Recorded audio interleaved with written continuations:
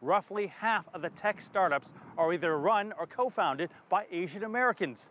That affluence and influence can go a long way in support for counterpart states. We're growing fast. We have wealth, we have resources, we have activities, we have CEOs of companies, but in the political arena, we are amateurs. So that immaturity can only be solved if you actually create a voting bloc. Narasimhan also cites another stat his PAC hopes to change. 58 of the 435 congressional districts are now one-quarter filled with Asian American residents. Yet in those districts, there are only 2 Asian Americans in political office. We have votes.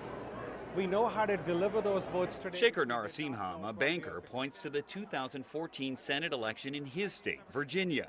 Thank you, Virginia! Where Asian American voters made the difference for Democrat Mark Warner, who won by less than 1% of the vote. But what's going to change the market to start building more affordable rental units?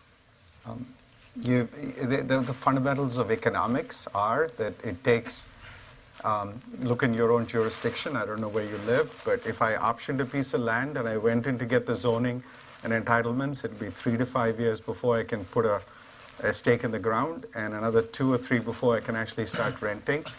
And the cost of that construction with all those delays is somewhere, in the $3-4 a foot to construct that building with all its amenities.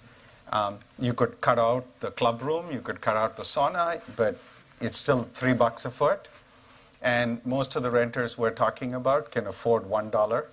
So there's a gap. And usually when gaps like that get created, you either have to reduce the construction cost or the risk, or you have to increase the subsidy to the individual.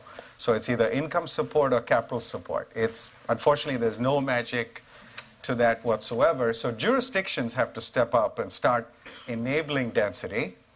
They have to support mixed income so that you can serve these incomes in one place and they can actually integrate housing that way. They should support it next to transit so that it reduces transportation costs. So if even someone's paying 50% of their income to rent, the fact is they're not paying another 10% for transit or 20, they're paying 3 or 4. So everyone's household budget is just, what it is. And you have to look at every component of it, including transportation.